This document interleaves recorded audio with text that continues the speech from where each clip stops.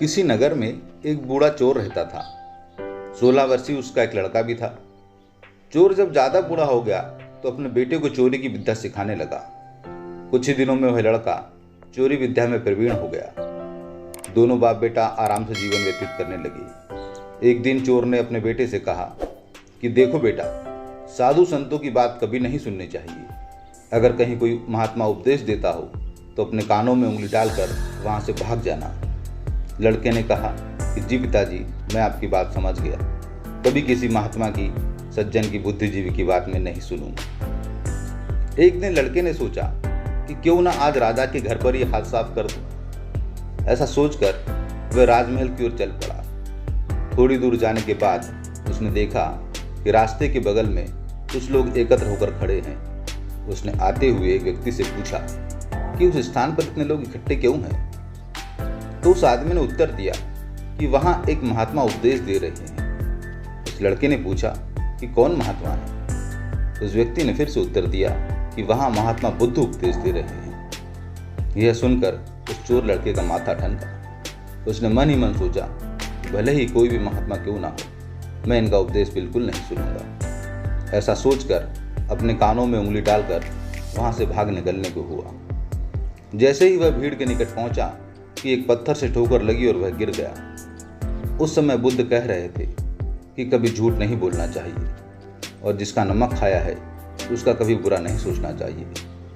ऐसा करने वाले को भगवान सदा सुखी बनाए रखते हैं। ये दो बातें उसके कानों में पड़ी। वह झटपट उठा और कान बंद कर राजा के महल की ओर चल दिया। वहां पहुंचकर जैसे ही अंदर जाना चाहा कि उसे वहां बैठे पहरेदार ने टोका और पूछा कि अरे कहाँ जाते हो, तुम कौन हो। उसे बुद्ध का उपदेश याद आया कि झूठ नहीं बोलना चाहिए। चोर ने सोचा आज सच ही बोलकर देख लूं। उसने उत्तर दिया कि मैं चोर हूं और चोरी करने जा रहा हूं। पहरेदार ने सोचा कि राजमहल का कोई नौकर होगा, मजाक कर रहा है। उसने कहा कि अच्छा चलो जाओ। चोर सच बोलकर राजमहल में प्रवेश कर गया। एक कमरे में घुसा। वहां ढेर सारा पैसा तथा जेवर देख उसका मन खुशी से भर गया। एक थैले में सब धन भर लिया और दूसरे कमरे में घुसा। वहां रसोई घर था। अनेक प्रकार के भोजन वहां रखे हुए थे। वह खाना खाने लगा। खाना खाने के बाद वह थैला उठाकर चलने लगा कि तभी फिर बुद्ध का उपदेश याद आ गया उसे, जिसका नमक खाया है उसका बुरा मत सोचो। उसने अपने मन से कहा कि खाना खाया उसमें नमक भी था, इसका बुरा नहीं सोचना चाहिए। इतना सोचकर वह थैला वहीं रख वापस चल पड़ा। वापस जाते समय पहरेदार ने फिर पूछा, क्या हुआ, चोरी क्यों नहीं की। उस लड़के ने कहा कि देखिए, जिसका नमक खाया है उसका बुरा नहीं सोचना चाहिए। मैंने राजा का नमक खाया है, इसलिए चोरी का माल नहीं लाया, वहीं रसोई घर में छोड़ आया हूं। इतना कहकर वह वहां से चल पड़ा। उधर रसोई ने शोर मचाना शुरू कर दिया कि पकड़ो पकड़ो, चोर भागा जा रहा है। पहरेदार ने चोर को पकड़कर दरबार में उपस्थित कर दिया। राजा के पूछने पर उसने बताया कि एक महात्मा के द्वारा दिए गए उपदेश के मुताबिक मैंने पहरेदार के पूछने पर अपने आप को चोर बताया था, क्योंकि मैं चोरी करने आया था। आपका धन चुराया, लेकिन आपका खाना भी खाया जिसमें नमक मिला हुआ था, इसलिए आपके प्रति बुरा व्यवहार नहीं किया और धन छोड़कर भाग गया। उसके उत्तर पर राजा बहुत खुश हुआ और उसे अपने दरबार में नौकरी दी।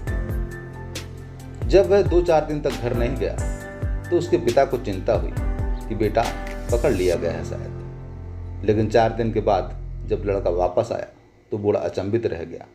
अपने बेटे को अच्छे वस्त्रों में देखकर और साथ में सैनिकों को देखकर बूढ़ा आश्चर्य से भर गया। तब वह चोर लड़का बोला कि पिताजी, आप तो कहते थे कि किसी साधु संत की बात को मत सुनो, लेकिन मैंने एक महात्मा की बात सुनी और उसी के मुताबिक काम भी किया, तो देखिए सच्चाई का फल, मुझे राज दरबार में एक अच्छी नौकरी मिल गई। मित्रों, साधारण से चोर की ये कहानी हमें सीख देती है कि हम जहाँ भी रहें, हम जो भी काम करें, लेकिन हमें अच्छी बातों को ग्रहण करने से कभी नहीं रोकना चाहिए। वो अच्छी बातें हमें किससे मिल रही हैं, कब मिल रही हैं और कैसे मिल रही हैं, इस बात का विचार हमारे मन से निकाल कर अच्छी बातों को हमें ग्रहण करना चाहिए, अच्छे व्यवहारों को हमें अपनाना चाहिए। जब अच्छी बातें हम अपने जीवन में अमल करेंगे, अच्छी बातों को हम व्यवहार में जब शामिल करेंगे, तो हमें निश्चित रूप से ही उसका फ़ायदा मिलता ही है। फिर वह किसी भी धर्म से जुड़ी बातें हों, किसी भी महात्मा के मुख से निकली बातें हों, किसी पुस्तक में लिखी हुई बातें हों, इस बात से कोई फ़र्क नहीं पड़ता। अच्छी बातें सिर्फ अच्छी होती हैं। इस दुनिया में सर्वव्याप्त अच्छाइयाँ भरी हुई हैं, सर्वव्याप्त अच्छी बातें हैं। ज़रूरत है उन्हें अमल करने की, उन्हें अपने व्यवहार में शामिल करने की।